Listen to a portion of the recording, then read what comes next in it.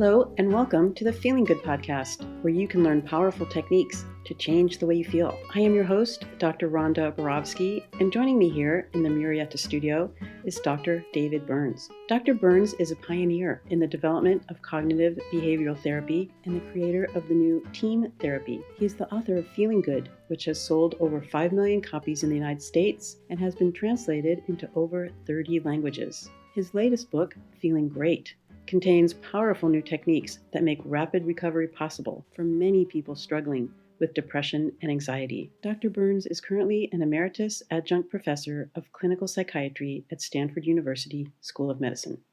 Hello,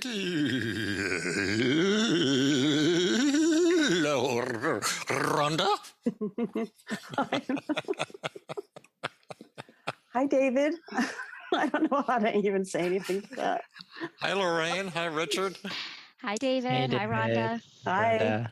And welcome, listeners, to episode 257. David just said hello to Richard Lamb and Lorraine Wong, who are our guests today. Richard, I am so lucky to teach with Richard on Wednesday mornings to our international students. Wednesday training group. Richard is an incredibly genius teacher. I learn from him every week. And Lorraine Wong, you're just the most brilliant and beautiful, not that Richard isn't handsome, but team therapist and a dear friend. And Lorraine was on, I was trying to find the podcast number where you were on before when we were speaking to your patient about your patient. I'll look it up before we get over. But glad to welcome you back. I'm babbling a little. And today we're going to be talking about intensives, team therapy intensives, and what that means. We'll define it and talk about the details of them. First, I'd like to read a really great endorsement that we got on a podcast 211 that we published in October of 2020. This was podcast, like I said, 211, the achievement addiction. And someone wrote us, I have found these live sessions personally helpful because they afford me the opportunity to consider a problem, issue, etc., from a different and perhaps from a safer perspective. Each volunteer becomes a sort of archetype for what Carl Jung called the hero's journey. Greetings. That was very sweet. Yeah, that very was beautiful. very sweet. Oh, And that was it. No, we're having a lot of personal work podcasts, so I thought that was an appropriate endorsement to read. nice one. Thank you for that. And what was the live work this person was referring to on the achievement? The achievement addiction. I think that was with Zaina. Oh, yeah, that's right. It was. I remember that now. Yeah, very cool. Yeah, we love doing the live work because there's so many opportunities for learning and for experiencing. And to me, the live sessions are incredibly exciting, and particularly when you can bring about change, dramatic change for someone within a session.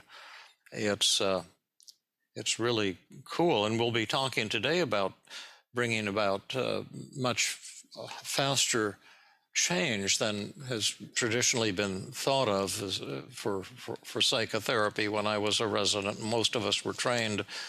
The idea of psychotherapy was this long, drawn-out thing once a week, or if you're in psychoanalysis 5 times a week, you go and you just kind of talk and explore the past, and hopefully something emerges after 5 or 10 years or more. And today we'll be talking about a radically different model where someone comes in to do intensive work and to try to complete your therapy and to get a breakthrough in a very short period of time. So to get us started, Rhonda is going to ask some very clever and brilliant and illuminating questions. Rhonda? Well, David, what's the history of intensives? You said you have a great story about how you got the idea to create them. Let's start off there. Yeah, well, when I was in Philadelphia, I moved my office over to Presbyterian Medical Center, which was kind of a grade B neighborhood hospital. And I had the chance to set up a department of psychiatry there, which was hugely successful. But, people used to tell me that there was this fellow who at the time was one of America's most famous movie stars. He used to say, do you know that so-and-so is a big fan of yours? And, he gives away your book, Feeling Good, like 50 of them he'll buy at a time. And I thought they were just kind of blowing smoke in my face. And then one day I was meeting with the president of the hospital, and because he was kind of impressed with Feeling Good, and we turned the hospital into kind of a Feeling Good hospital. For the whole department of psychiatry was based on cognitive therapy. But I was sitting in there talking to him, and then suddenly this voice came over the loudspeaker, booming throughout the hospital. So-and-so is on the phone for Dr. Burns, this super famous person. I couldn't believe my ears. Of course, it was the most exciting thing ever to happen at this little hospital. And so I talked to this fellow, and he said that he was pretty burned out, and angry and depressed, and wanted to know if he could come from Hollywood to Philadelphia for me to treat him. And he said he had only 2 days to be treated. And I said, well, how about I'll just give you all of my slots for 2 days, right back to back. And he said, oh, that's fine. And so I scheduled 17 sessions for him in 2 days, 9 sessions on one day and eight the next day. And it was really funny when he showed up at the office, because he had on this goofy disguise. And he said he was always trying to escape from the paparazzi and from fans who were chasing him constantly. But he said even these disguises didn't do any good, because they'd say, oh, Mr. So-and-so, why are you wearing that goofy outfit type of thing? But it was very exciting. And of course, he was a professional actor, and he was a very powerful individual.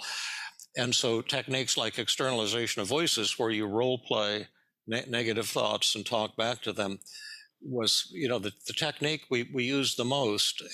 But he was so powerful at it, he intimidated me. But we completed his treatment in 2 hours of the first day. And then we had to hang around trying to kill time after that. And there's all these ethics rules, like you're not supposed to eat a meal with a patient.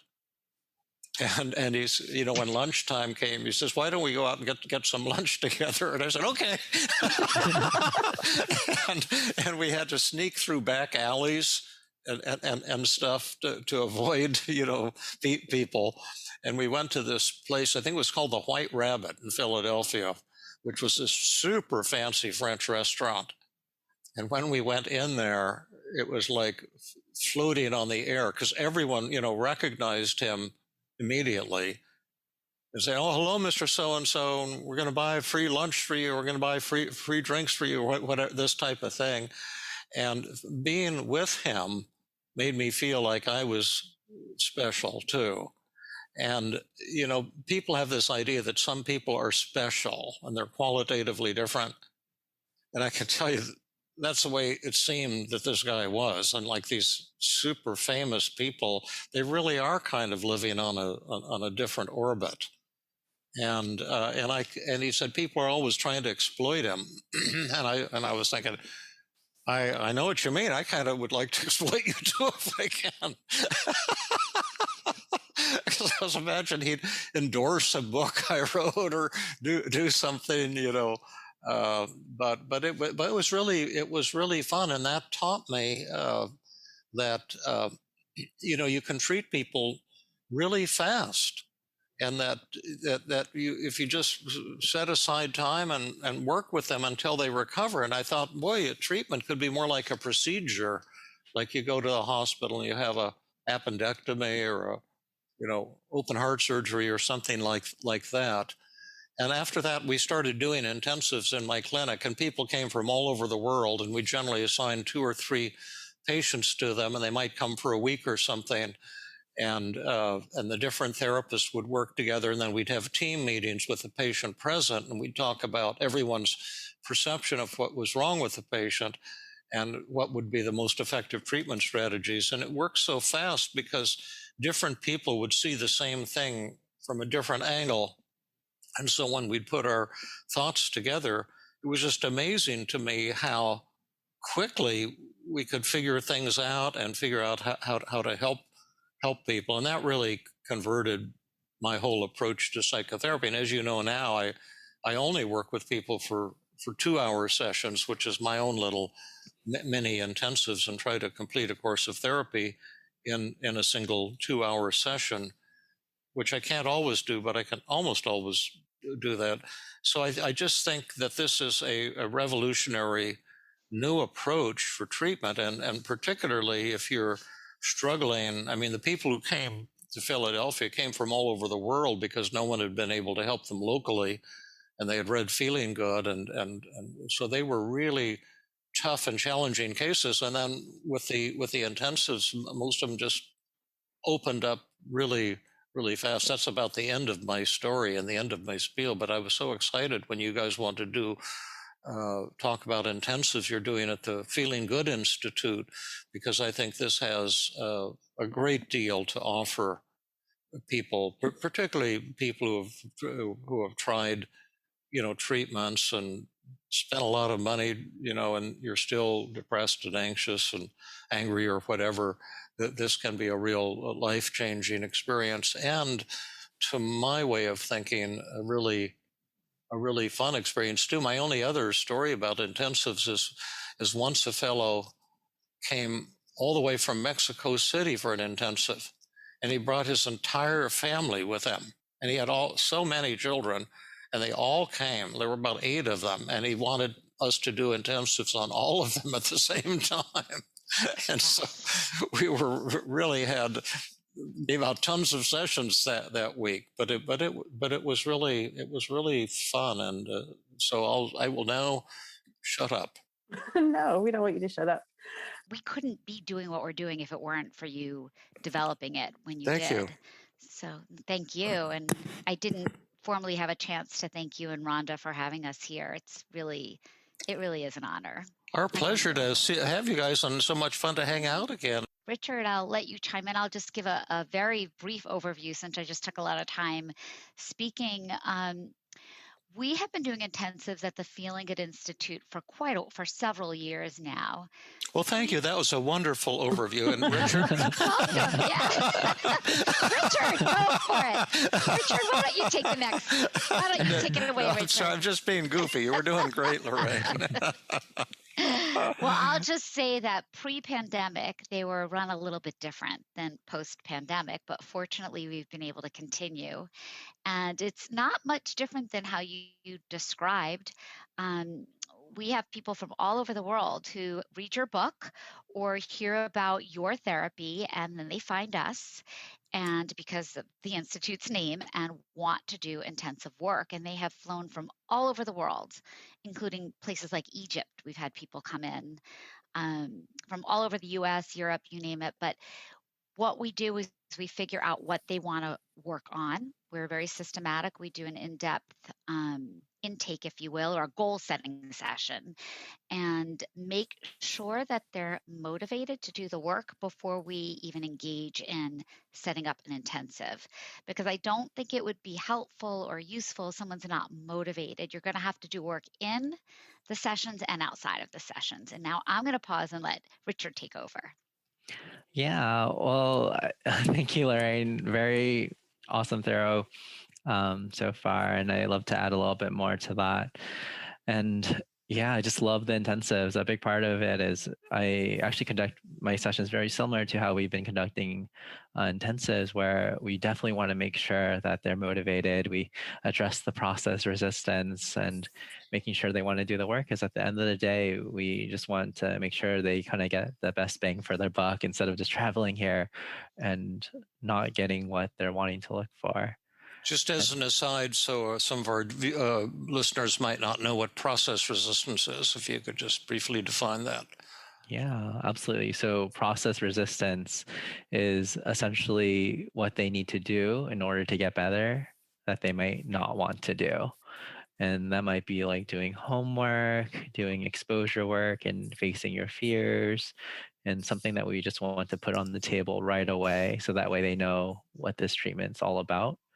And so that way they're ready and prepared for what's to come as well, because they're committing a large amount of time flying over here, renting a place to live, and then kind of seeing us for multiple hours a day.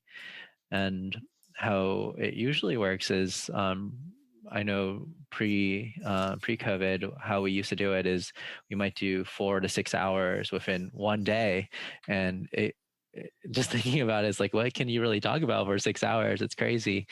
However, the cool thing is time just flies by so quickly, and they gain so much knowledge. And when you think of a traditional 50-minute session, you kind of talk about the week, and that might take about like 20 minutes and to build empathy and connection. And then you might start teaching a tool, and then that might take about like 10 minutes, and then you practice it. You have like another 15 minutes, 5 minutes to schedule homework, and also to schedule an appointment. So really you only have about 15 minutes to practice skills. And with an intensive, we just have so much time to practice skills over and over again. It's just tremendous the amount of time that you can spend just practicing one specific skill to get really good at it. And even kind of going through something that David created, which is amazing, the recovery circle, where we list all of the methods that we're going to use for just one thought alone, just to get really good at each one of them and finding the one that does work.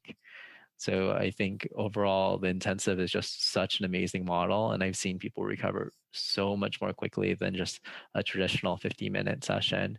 And my preference is really similar to yours, David, where I actually, the majority of my people that I start with, they do 2-hour sessions rather than just a 50-minute session, because it's harder to kind of get a lot of success quickly with just 50 minutes. And I'm really selfish in that I like to see people recover quickly. Yeah, I'm not aware of any research that ever showed that there was anything of value about an hour a week therapy, the traditional way of doing therapy. Just something that everyone was doing for decades. Yeah. But it doesn't make any sense to me. We wouldn't do open heart surgery, 45 minutes at a time once a week. So you'd come and you'd have 3 surgeries, each 45 minutes long. You do the surgery all at once. And certainly after anyone fully recovers, they're going to have relapses. They're going to have to keep practicing the skills, but just bring somebody to full recovery as quickly as possible. That's my goal. And what boggles my mind is so many mental health professionals don't even think that's a good goal. They refuse to measure.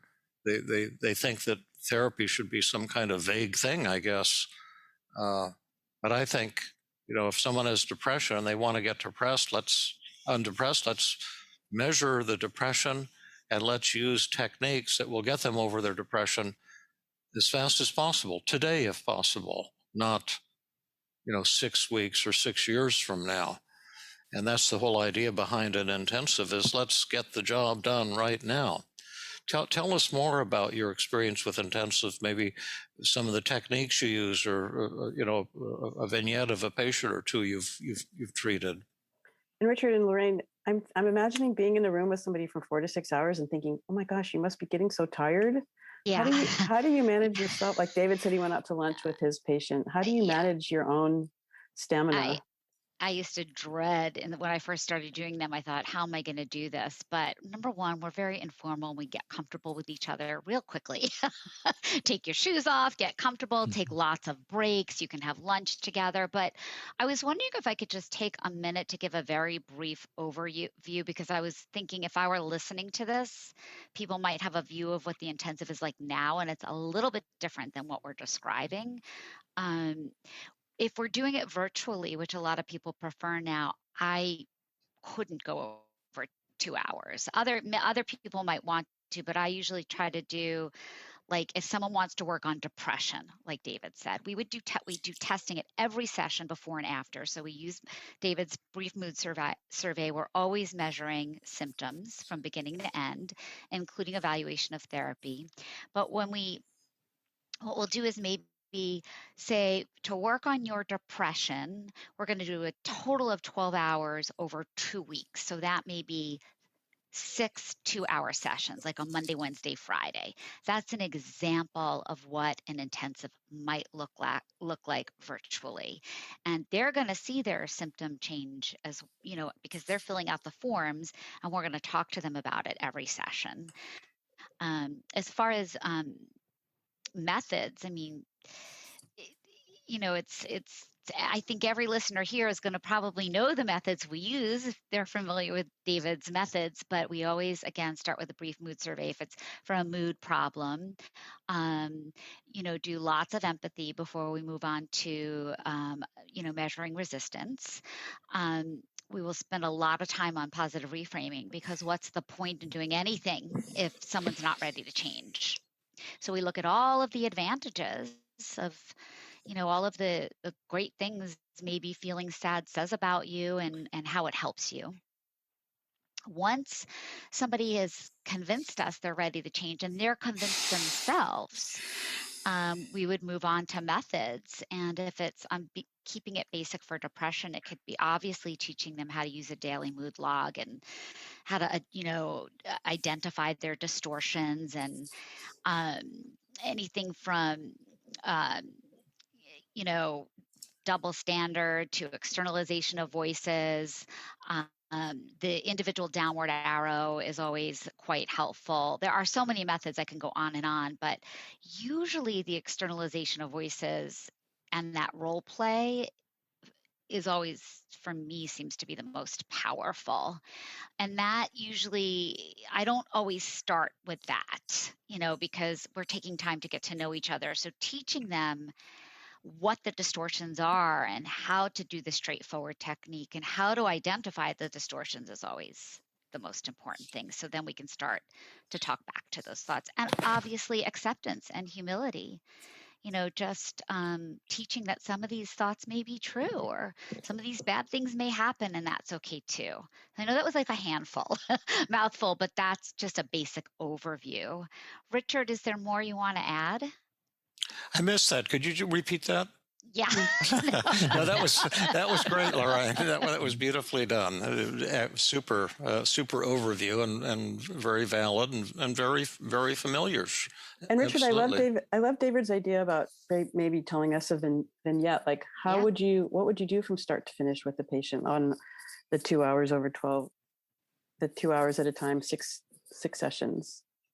Yeah. I'm just thinking of a gentleman that I worked with.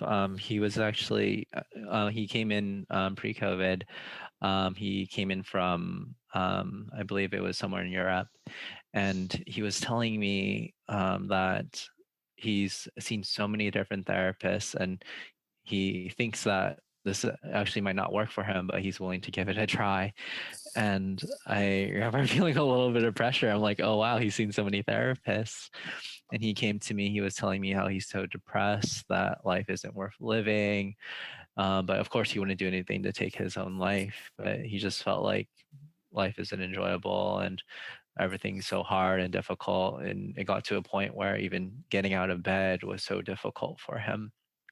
And he had a lot of thoughts like, I should be enjoying my life more. Life shouldn't be so hard. And he was just feeling so stuck, and he didn't know what to do. And it took a lot of energy for him to fly out here. And he kind of spent a lot of money that it was kind of like his final go at this. And he's like, yep, this is it. If this doesn't work, then there's nothing else. And I was just feeling a lot of pressure on my end. And part of this is we connected for a lot. He was telling me about all the therapists, and I would ask him if he's ready to get to work, and he was like, no, I have to tell you about this other therapist. And thankfully we had a lot of time. We had 6 hours that day, and eventually we started talking a little bit more about reasons to continue feeling depressed. So we try to address something we call outcome resistance, which is reasons why they might want to continue feeling the feelings that they do feel. And one thing that kind of came to light is he kind of feels a lot of satisfaction from people not being able to help him. He feels so special, like he's the special case that no one can fix him. And then as soon as he realized that, we used a really amazing skill called externalization of resistance, a method that I believe, David, you might have created, where you essentially try to play this role of trying to convince them not to be depressed anymore or continue feeling depressed using their good reasons. And he was able to fight back with it. And he just found tremendous relief because he melted away the resistance. And then after that, doing all the methods was just a breeze. And we had like extra time to spare. And we're like, what do we do? What do we do now? And which was like a really awesome problem to have. And I was like, I don't know. David Burns has this 5 secrets of communication. Did you want to learn about that? Or we can just like do some exposures or practice more. What do you want to do? And he ended up wanting to learn more skills and tools to kind of like in the last 2 hours that we had together, which is like so amazing. And of course, one of the things that we want to do at the end too is relapse prevention work. Just in case they go back and they find another relapse, they know exactly what to do. So we created a relapse prevention daily mood log, and to help prepare him for when he does relapse, how he would address it and how to tackle those moments so he can be prepared in the future. That sounds fantastic. One question I have is, do you always do intensives as a single therapist doing the intensive, or do you sometimes have multiple therapists working together on the same person? Yeah, that's a great question. So we do both. On one hand, it might just be one therapist seeing one person, or a combination. I had a lucky opportunity to work with Lorraine on an intensive, and I think it went really well. And we split the hours evenly, and it worked really awesomely. And the benefit of that is, on one hand, you get 2 minds kind of like working on your case. And at the same time, if cost is a concern, you can always pair it with like someone who has lower costs versus someone who has maybe more experience or a certain expertise. It sounds great. Yeah, we saw that all the time in Philadelphia. And that's why when I do live demos, a lot of times I just do live demos alone. But if I have a co-therapist to work with, I much prefer that. Rhonda and I did one recently that, I mean, it was pretty fantastic, don't you think, Rhonda? I do. I think so. And, I do a lot with Jill Levitt, and when I'm up in Canada with Mike Christensen. And there's a kind of a richness when you have 2 therapists, and if one is missing something, the other will see what you're missing. So you don't waste time going down blind alleys. Mm-hmm. People, I wonder if people are thinking, wow, 6 hours with a therapist or 2 therapists, that sounds, flying over from Europe, that sounds really expensive. But if you compare that to a lifetime of going to therapy that's not working, it's actually can be kind of cost effective. Yeah. But, $5 an hour is a lot to pay. Yeah.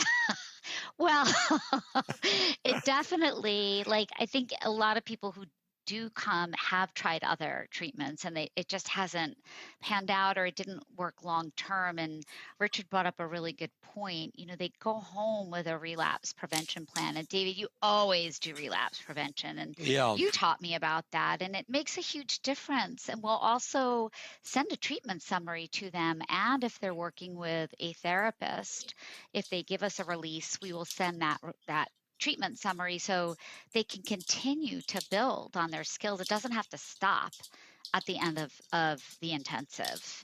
And it's nice when you hear back from people and they're still doing well. The only thing I will say is I'm not capable of I have never cured someone in 2 hours. I'm not David Burns. So please don't. I don't know if I could do that. And that I don't know if we would be able to, during an intensive, that doesn't necessarily always happen.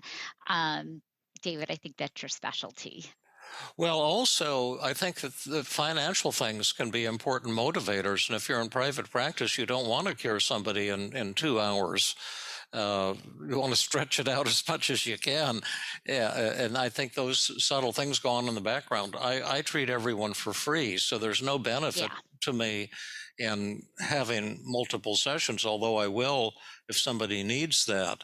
But to me, the only reward I get is just the joy of seeing somebody go from sobbing and despair to laughter and joy. And I think that if you measure at the beginning and end of sessions, and if you have the desire to bring about rapid change, and you're measuring it all the time, your ability to cause rapid, profound change will increase over time. I've been at it for 40 years or more than 40 years. And I've been measuring every patient I've ever had, and, some measurement or other. And that's my hope is that if people like yourselves are measuring, you'll find that your effectiveness, the amount of reduction you can get in a particular session, improves. Have any of you seen that? And do you measure what I call the recovery coefficient, the percent reduction, say in depression or any other mood in a single session or per hour or per 2 hours? Or do you ever look at that? No, I haven't done. I haven't gotten that. No, I just use the brief mood survey and we'll measure it over time with a patient and obviously before and after each session. And for sure there's improvement, but I don't want people listening on the podcast to think they can call us. And sometimes people will want that 2-hour change, if they come for an intensive, and I just don't want to set off or set an expectation that we may not be able to meet. That's all. Yeah, well, that's so true. We're not as David Burns, that's all. Yeah. Lorraine, you said that you're not... But we do see improvement. Lorraine, you said that post-COVID, post-pandemic, you're doing 2-hour sessions. That Richard gave this that was incredible. I would actually don't want to pressure Richard more, but I wouldn't expect anything less from Richard working with people. How do you do intensives over the internet through Zoom or whatever, the platform is? Same exact way that I would do it in person. The reason why I say 2 hours is, first of all, there's no set anything. We will tailor it to each person. That is the beauty of doing an individual intensive. It's not group treatment, so it's tailored to the person coming to us. So if they want to do 4 hours and they think that they'll be able to really sustain energy and they won't feel draining to them, and the therapist feels that way, of course we can offer it. I have noticed that people lose, traction, especially also because I work with teens sometimes. It's hard to stay involved or engaged for long sessions, but 2 hours on video is, pretty standard for some therapists, including myself. And I would do it the same way. It's funny, I thought doing video therapy would be hard. And I have so many clients I've never met in person. In fact, I'm finally meeting them now after a year, but it really didn't prevent connection or accomplishing goals, which is pretty amazing. Doing it on, video. So I would do it the same way as I would do it in person. The only difference is we do a lot of the forms online now. So we might have to share a document or email it to them or use it through Angela Poach has created all of David's forms and a toolkit. So we're in one screen looking at each other, and it's actually kind of cool because now I'm not writing it and they're writing it, and we're looking at the screen together, coming up with different thoughts on what the distortions are. That would really be only the main difference. And then with exposures, I haven't really been able to do lots of social exposures outside. I mean, now we can start doing it, but I've done panic disorder exposures, or we've done jumping jacks in front of each other through the video, spinning in chairs. It's just like being in person. It's just that we're like this. And obviously it's all through HIPAA compliant. Everything is safe and secure. Does that answer your question, Rhonda? Yeah. Well, I think you're both talking about the power of the team model and the power of the team structure. And you're doing it in intensive hours rather than spread out over weeks or months, and how much more rapidly people get well or get over their symptoms, because you're able to stay focused from from start to finish in 1 or 2 sessions. Would you say that was accurate? Yeah, I just had a call this morning. It is. And this morning I just did a video kind of informational consultation, and the client had read David's book and called. She wants to come to the Feeling Good Institute, and she wants systematic therapy. And originally we talked about individual weekly therapy, and then we both agreed that she's a perfect candidate for intensive treatment. She's looking for robust change in a short amount of time, and she has the the willingness and motivation to do it. I love that expression, what you described, robust change. I think that's the goal, isn't it? It is really astounding to see it.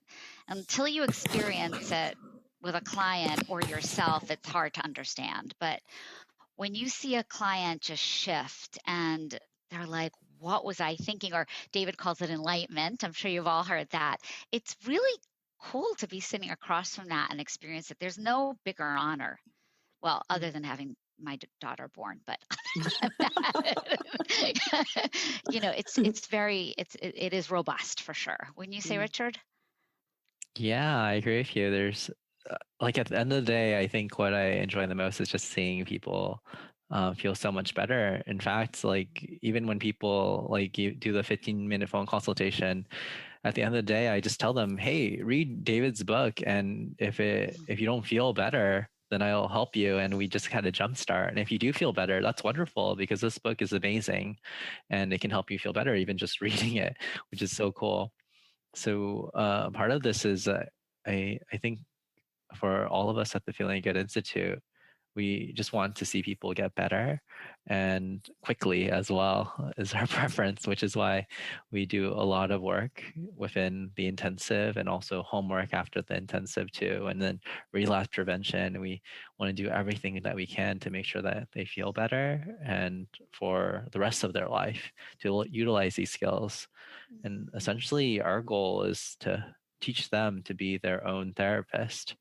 So that way they don't have to come back to therapy.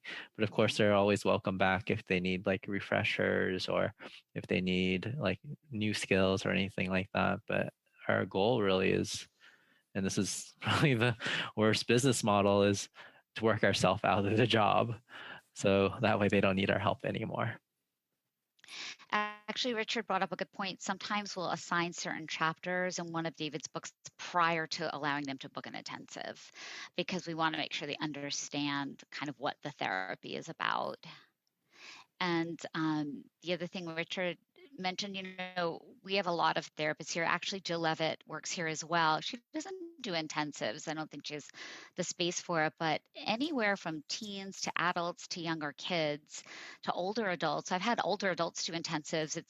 And depending on what they're interested in, we have different people who specialize in different types of things like OCD or social anxiety, or even a relationship problem. So it's not just only Richard and I that can offer these things. We have a whole team of people. And if we can't, we will refer out to other people for sure. Yeah, well, Feeling like Good. Rhonda. I mean, the Feeling Good Institute provides a really incredible service. I know there are a lot of therapists outside of the FGI that provide intensives. Maybe not in the same way that you guys do it, but yeah. We just send them to you, Rhonda. And vice versa. And then you can take them. Yeah, I know. I love the 15-minute consultation. I've never been able to do a consultation in 15 minutes. I always tell people a 30-minute consultation. I don't know how. I wish I could learn how to do it shorter. I think when we were talking about doing this podcast, I think I mentioned that I've done one intensive pretty recently, and I did one 3-hour session and then a follow-up 2-hour session. And that's how I just felt like in that 3 hours, I was able to go from testing to methods to a level of enlightenment that you could never do, even in 1 hour over 3 or 4, 5 or 6 weeks. It was just so, I don't know, like luscious to be able to spend that much time with someone. But honestly, I did get tired. And after 3 hours, I thought, Oh my God. So I was glad it was over, exhausted. Mhm. And then, See, I never have that experience doing therapy. mm-hmm.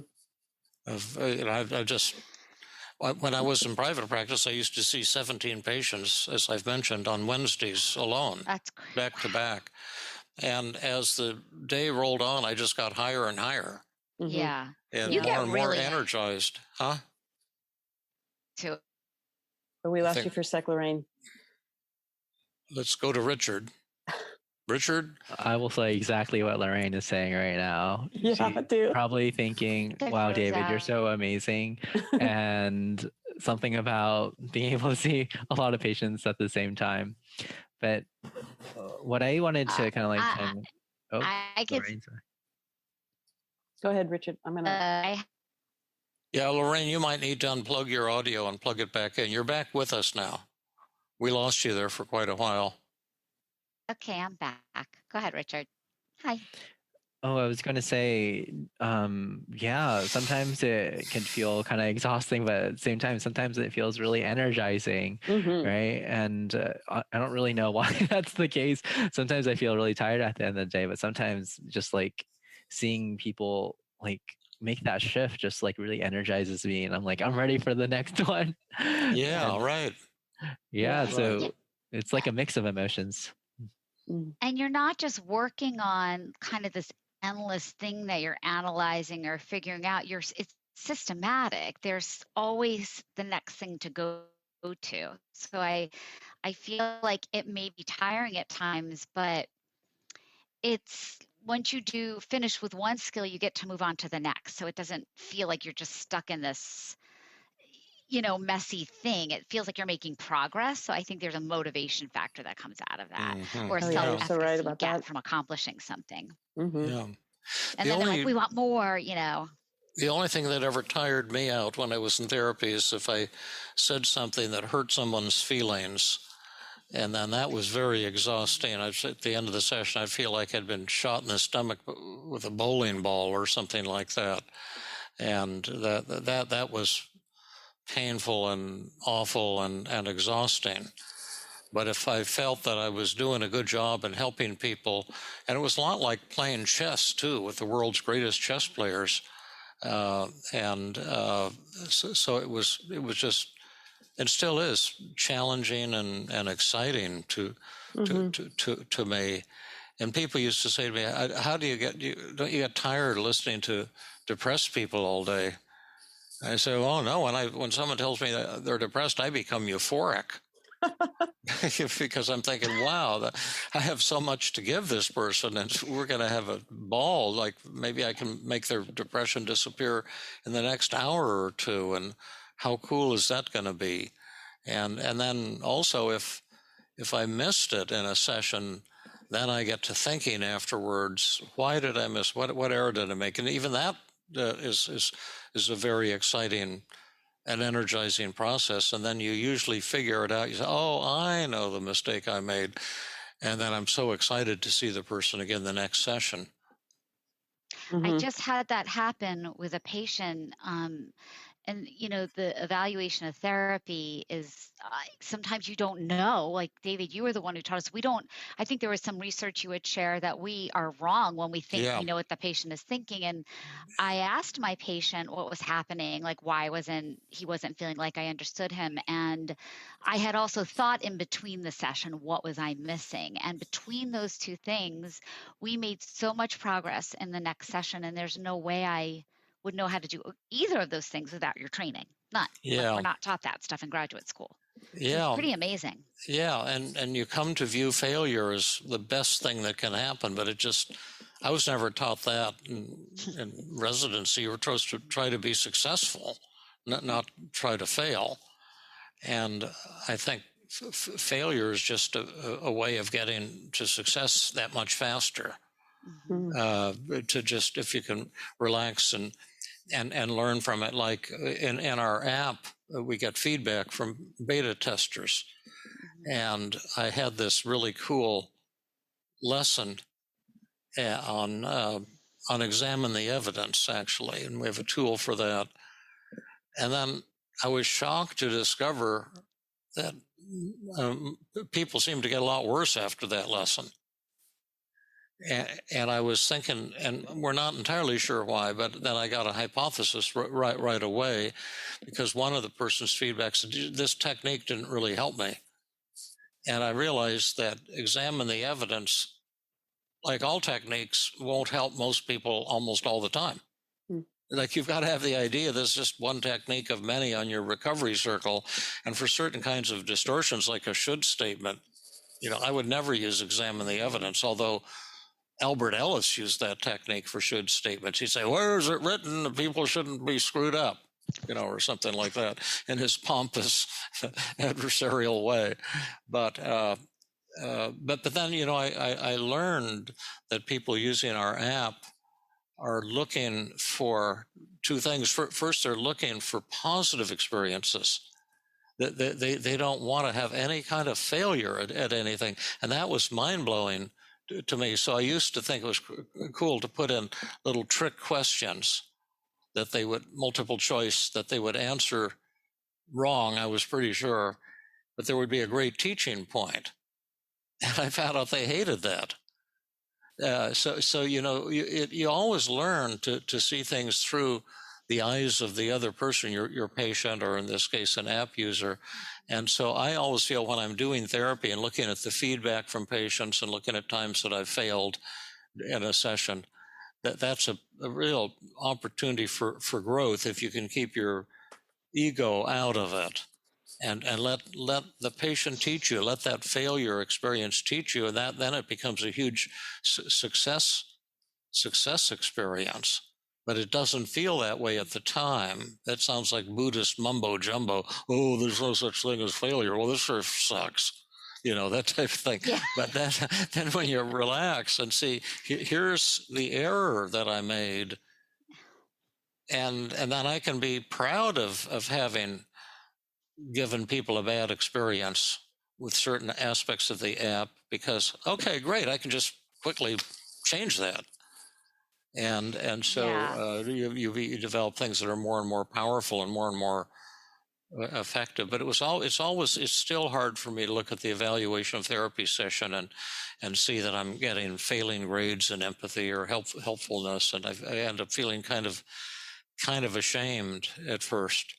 But when I share it with the patient, it just always leads to great deepening of the therapeutic relationship and accelerated recovery.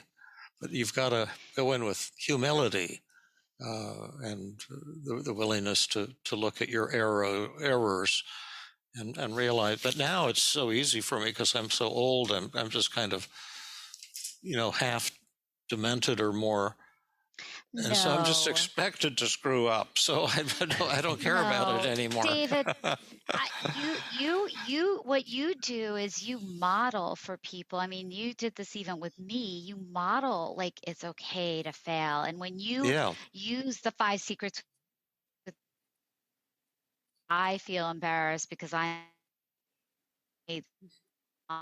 think we're losing you. I am. Yeah, we're having a hard time with Lorraine. Yeah. I think that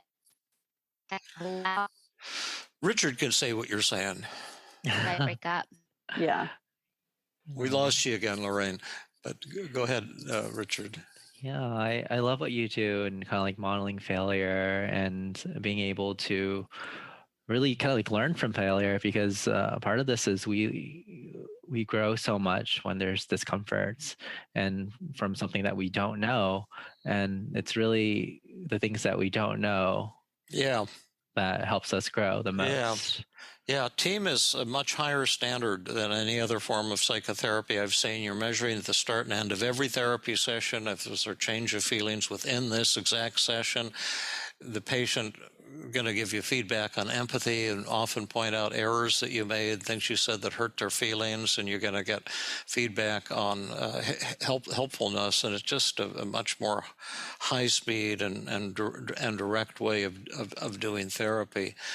It's great having you folks on the show. I'm just thrilled that you're doing intensives and that you picked up on this idea, which I think is just tremendously cool and can save and change people's lives. We'll put your contact information there in the show notes.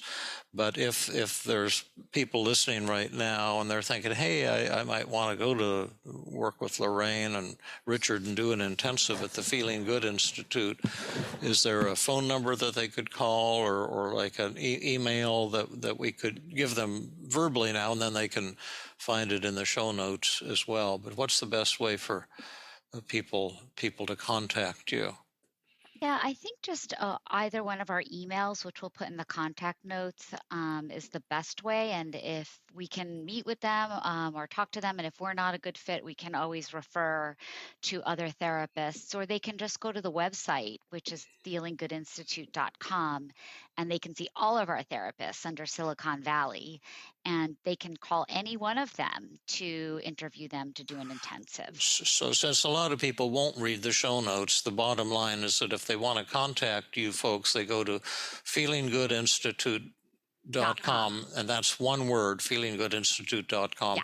And from there you can navigate and find many therapists, and is there an intensive link they can go to there? Or? There is a link they can click if they're interested in intensives, yes. Or they could look for Lorraine Wong or Richard Lamb, right, as well. Absolutely. They can just click in our names or type in our names and we'll show up.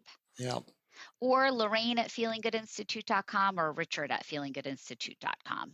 Yeah. Okay. So that's they can make it happen. Well, thank you so much. Any thank you. Parting words, Rhonda? I know you always have something incredibly wise and illuminating and inspiring to say at the end of the show. Very true. Rhonda always has something amazing to say. Oh, now I feel pressure. Yes. I just feel so honored that you guys were here and you could share this great, I don't know if tool is the right way, but approach to therapy where people can have, get to robust change and feel a sense of, enlightenment and like you said, Richard, have the skills to feel better for the rest of their life. It's an honor to speak to you guys about that and teach our listeners that this is an option. Thanks for having us, Rhonda and David. Yes, it was an honor to be here and makes me miss both of you very much to seeing you live. So thank you. Yeah, good seeing both of you. Bye-bye. Thank you. Bye, until next time. Bye. Thank you. This has been another episode of the Feeling Good podcast. For more information, visit Dr. Burns' website at feelinggood.com, where you will find the show notes under the podcast page. You will also find archives of previous episodes and many resources for therapists and non-therapists. We welcome your comments and questions. If you want to support the show, please share the podcast with people who might benefit from it. You could also go to iTunes and leave a 5-star rating. I am your host, Rhonda Borowski, the director of the Feeling Great Therapy Center. We hope you enjoyed this episode. I invite you to join us next time for another episode of the Feeling Good podcast.